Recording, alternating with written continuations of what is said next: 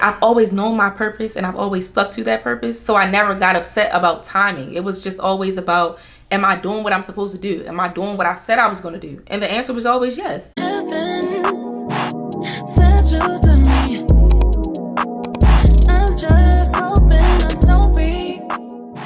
Well, here we are.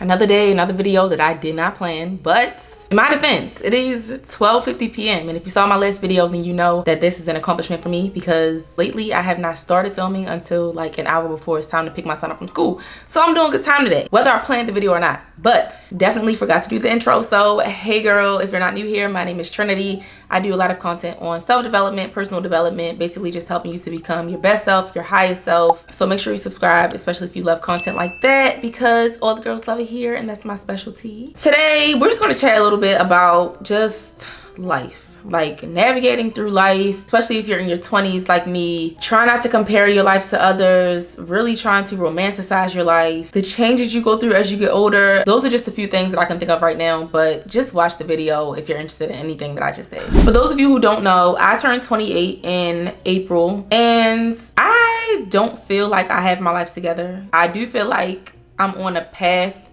to get to this destination that I have in my head, and the destination is always fleeting. I say that all the time, so if you're not new here, that's not the first time you heard that. And that's something that is important to realize as you go through life. There's never just going to be one destination. The destination is always going to be moving, and that's fine as long as you're always on the right path to get to wherever it is you're trying to go. I think I actually mentioned this in a recent video, but I was talking to someone recently about how I'm not really the type of person who gets upset about not being at a certain place by a certain time. Like I remember years ago, I used to say, I want to be married by 25. I want to start having kids by 28. And those are probably the only two things that I had like an age goal for. But I'm also not upset about the fact that I was not married at 25. I'm not even upset about the fact that I'm not married right now. I feel like age doesn't really matter. It's more so like, have you met the right person and are y'all at the stage where you should be taking that step? I know a lot of women who feel like, okay, I want to get married by this age, and they're so pressed to get married by a certain age that they don't even care about marrying the right person. But I say all that to say that those were the only two things that I ever had an age goal for. Everything else was kind of like, okay, I think I want to do this business-wise. I'm going to get on the path to do that, and I'm going to do what I got to do to make it happen. I've always been that type. Like whenever I had a business goal in mind, I did whatever I had to do to see that come to fruition. I've also always known what my purpose was since a very young age. I think maybe around like 18, 19, that's when I figured out that I love helping women to become their best selves. I love to help people change their mindsets and shift their mindset. And I feel like I've always done things to fulfill that purpose. So I never really had that feeling of not being on the right path or not being close to whatever goal it was that I had. But I do know a lot of people struggle with that. And I feel like a lot of people struggle with it because they don't put themselves on the path to get to where they're trying to go. Like you have all these grand ideas in your mind of what you want your life to look like, what you want your relationships to look like, the kind of man you want to be with, the kind of career you want to have, the kind of money you want to make, the kind of car you want to drive, the kind of house you want to have. A lot of people don't put themselves on the path to have those things. Like you say you want to have a certain type of husband when you get married, but you're still dating men who are the opposite of that.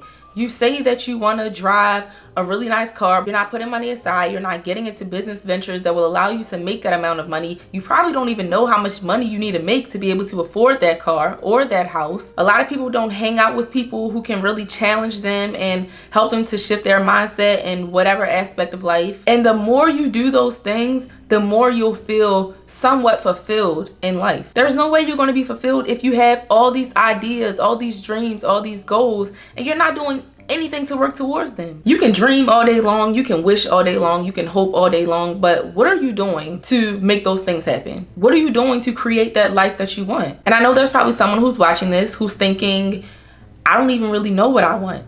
And that's also a big issue, but don't beat yourself up about it if you don't know what you want. It's something that you have to figure out, and you can't let social media tell you what you want. I think that's a big issue in this generation. Like, we have these phones, we're on our phones 24/7, we're scrolling through social media 24/7, scrolling through Instagram, watching YouTube videos all day long. I'm a victim of that. We're just always consuming, never allowing our minds to rest, never just doing things because we want to do it. we're so easily influenced. And at the end of the day, when you're constantly scrolling and constantly looking at what everyone else is doing, you're kind of allowing everyone else to form an opinion for you. And I touched on this briefly already, but don't feel pressure to have it all figured out right now if you don't have it figured out. Like, it should be a goal for you to figure out what you want out of life, out of relationships, out of a career. That should definitely be a goal for you, to know exactly what you want, or to have a really good idea of what you want so that you can have something to work towards. But especially if you're young, don't feel pressure to have it all figured out right now. Like, it's a journey, it's a process. It's not something that you can just come up with overnight. So many young girls comment on my videos telling me that they're 17, 18, 19, 20, 21, and they just feel like they don't have life figured out. They put so much pressure on themselves to have all this money and to be able to move out and to drive a really nice car and have a business and do all the things. And that's fine. Like, there's nothing wrong with being ambitious. There's nothing wrong with wanting more for yourself. Honestly, at 19, 20, 21, you're not going to have life figured out. And if you do, there's a good chance that you're going to change your mind really soon, and probably hella times, and that's okay. Do not put unnecessary pressure on yourself. I will be the first to tell you, there's nothing wrong with staying home. I'm 28, and if I could move back home right now in this economy, I would, because it's hard. But not only do you have rent these days, you gotta pay for gas and electric, you gotta pay for water, you gotta pay for groceries, and you're probably gonna spend like $100 on groceries a week if you do weekly. You need cable, internet. Well, probably not cable, but you need internet. You gotta pay your phone bill. You gotta pay your car note. You gotta pay car insurance. Like, there's a whole lot of stuff to pay for these days. It's okay to stay home. If you're 19 years old, don't feel like you gotta go out here and get a lavish apartment with stainless steel appliances. You don't have to. If you really want to and you can afford that, or if you and your homegirl want to move out and y'all do it together, by all means. But do not feel rushed just because you see other people doing it on social media.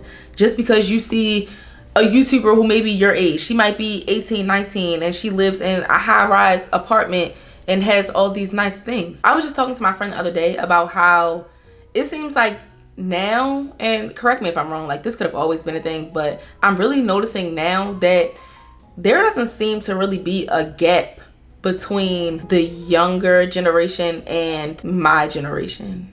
I don't really know how to word that. Okay, so like I said, I'm 28. Let's just say like girls who are between like 15 or like 14 and 18. There doesn't really seem to be a big difference in the lifestyle maybe of those younger girls and girls my age. First of all, it seems like everybody looks the same. I've seen girls who are graduating from high school who look more grown than me. They walk around with Chanel bags, designer everything, and there's nothing wrong with that.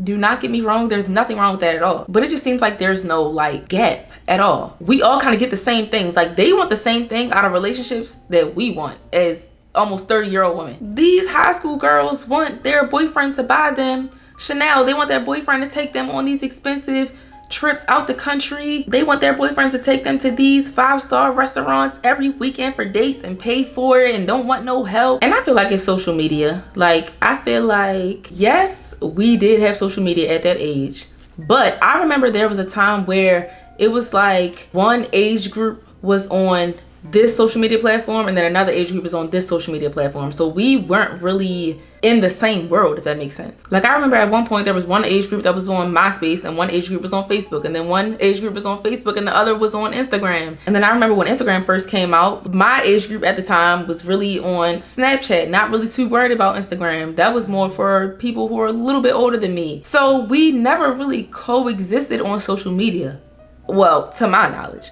But now it's like everybody's on Instagram. So the younger girls are seeing everything that we're doing and everyone older than us is doing, and they think they're supposed to live the same exact life as us. And then they get all depressed, get all anxious and upset with life because they're not living the lives of women who are double their age. Like, it's crazy, and it's actually really sad when you think about it. But it doesn't only have an effect on the younger girls. Like, it definitely has an effect on older women too. It's real easy to get wrapped up in what everyone else is doing and to just feel like you're less than or your life is less than. Like I said, I have grown out of that, thank God, because I feel like now it's at its peak with a lot of people. But I just want everyone to stop hating their lives. Like, just try your best to enjoy your life. And I think when a lot of people hear romanticize your life, or enjoy the life that you have, enjoy the things that you have. They feel like people are trying to tell them not to strive for more, but you can strive for more and still romanticize your life. You can still appreciate the things you have while still working towards something else. I feel like romanticizing your life is about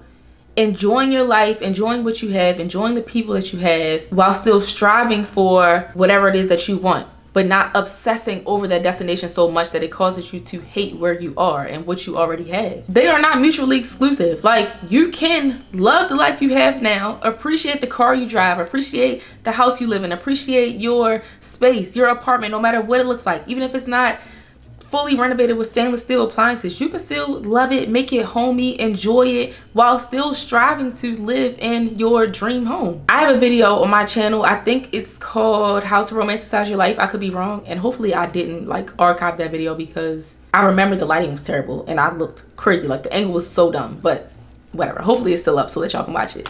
If it is still up, I'll link it down below. But in that video, I was talking about how I was about to start really trying to make my apartment feel more homey, because I had been here for like 2 years at that point, and I hadn't put any thought or effort into really making the space feel like home, really making it feel like something I was proud of. I put it off for so long because I felt like, oh, it's just an apartment. I'm not going to be here that long. This isn't my end goal. And this space doesn't look the way I really want it to look. I don't have stainless steel appliances. I don't have a whole lot of sunlight coming in like my ideal home. I kept letting all those things stop me from enjoying the space. And when I renewed my lease for another year, I said to myself, girl, you're about to be here for another year.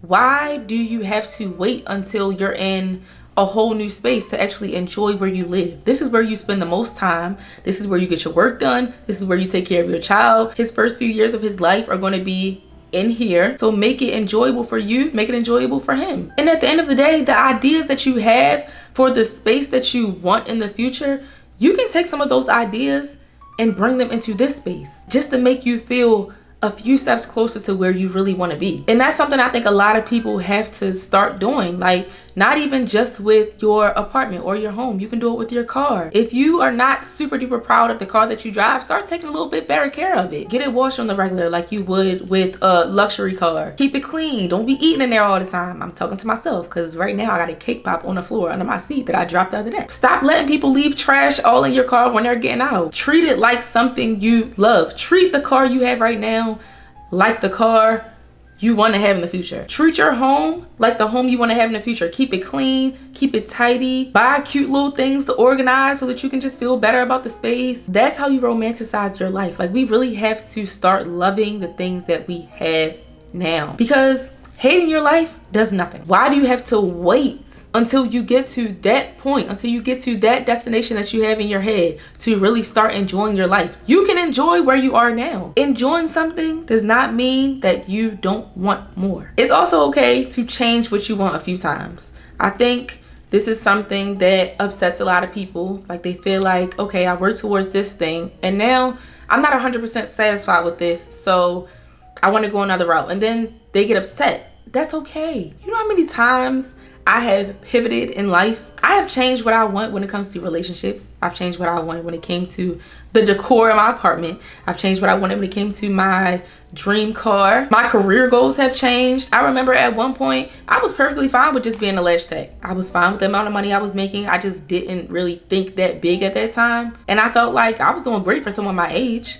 I was making more money than most people I knew who were my age. After a few years, I started to think like, okay, by the time I have a child and a family, like when I'm married and stuff and have a whole family, I don't really want to be providing a service. I don't want all of my time to go to doing lashes and having to be at work from sun up to sundown doing a whole bunch of clients. Like, I just didn't want that for myself. But I got pregnant unexpectedly and I couldn't just stop doing lashes right then and there because I hadn't worked toward anything. Like, I think for maybe 2 years before I got pregnant, I had those thoughts like, okay, by the time I have kids and have a family, I don't want to really be doing this as my main source of income. But like I said, you can dream all day long, you can have goals all day long, but if you're not doing anything towards those goals, what are you really doing? I had the idea, but I wasn't working toward anything else. I was still just showing up as a lash tech and that's it. It wasn't until my back was against the wall after I had my son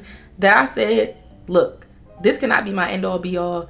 I have to do something else. I need more passive income, but I have to do something that I'm still passionate about. And I always say this, I've always been a YouTube girl. Like, I love YouTube. Everything I know how to do, I probably learned from YouTube.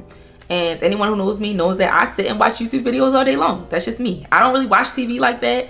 I like watching YouTube videos, vlogs, videos like this, makeup videos, whatever. And I had someone tell me, like, you need to just start your own channel. Like, you can vlog, whatever you see and all the other girls doing that you love watching, you can do the same thing. The problem with that was I was watching a whole bunch of vlogs at the time, so I thought I had to be a vlogger, and I wasn't even really walking in my purpose by being a vlogger. Randomly one day, I made a TikTok and I was talking. I was so scared to talk on TikTok at first, but I finally made a video talking and it pretty much went viral. And then I had this realization, like, oh, people really like to hear me talk. And I knew that already because people like to hear me talk in person. Like, I talk to my clients about the stuff I talk to y'all about, talk to my friends about this stuff. I love just making people feel better, changing their mindset, like I said before. So when I noticed that people really love that on TikTok, I said I need to start doing more of this on YouTube. Why am I vlogging? Not that being a vlogger is bad, but when you got a whole lot to say like me, you're really limiting yourself by just being a vlogger. So I was like, let me talk to the girls, and y'all were feeling it. It took no time for my channel to grow once I started doing that, because that's something that I was passionate about. And like I said, I always loved YouTube. I always had a dream of being a YouTuber. Did I dream of doing this exact thing, like really sitting here having full-blown conversations with a camera? No. I just knew I wanted to be a YouTuber. I was thinking like makeup videos, maybe talking while I do my makeup, stuff like that. But some things had to happen that pushed me into what I'm doing right now. Like, life is gonna change your mind sometimes. Life is gonna put you on a different path sometimes, and that's okay. But like I said, I've always known my purpose and I've always stuck to that purpose. So I never got upset about timing. It was just always about, am I doing what I'm supposed to do? Am I doing what I said I was going to do? And the answer was always yes. Now, if you don't know what your purpose is, that's a different story. Once again, don't pressure yourself to figure it out overnight. You got to try different things. And honestly, pray. Like, pray to God and ask him to reveal your purpose to you. Ask him to reveal what you're supposed to be doing with your life. I told this story before, but I remember having a conversation with my mom years ago, telling her, like, I just feel like I don't have a testimony. Like, I hear all these people sharing their testimony and I don't feel like I have one, and I don't know when I'm gonna have one. And I swear, maybe like no more than a year later, I just started going through stuff. Like, I went through a really bad heartbreak at a really young age. I swear I experienced everything you can imagine in a relationship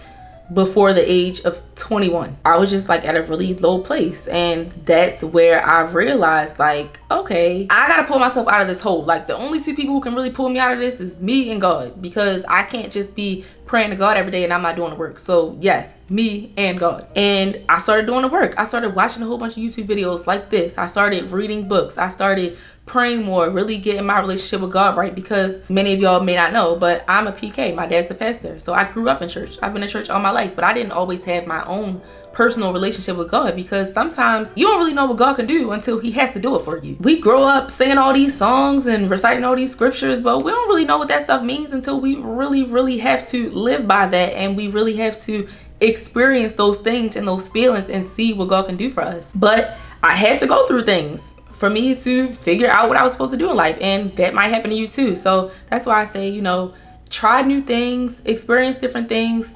travel, talk to people, and pray. But know that when you pray and ask God to reveal what your purpose is, it might hurt a little bit. That's gonna be the sucky part of it. And I mean, it might not happen like that for everybody, but it might hurt a little bit. But that's the end of my TED Talk. I don't want to make this super duper long. Hopefully y'all enjoyed this video. Hopefully this touched someone. Just remember that you can enjoy your life right now. It's okay to change your mind as many times as you need to. It's okay to not have it all figured out right now. It's okay. I love y'all. I hope y'all enjoyed. Make sure you like, comment, and subscribe, and I will see y'all in the next one. Bye.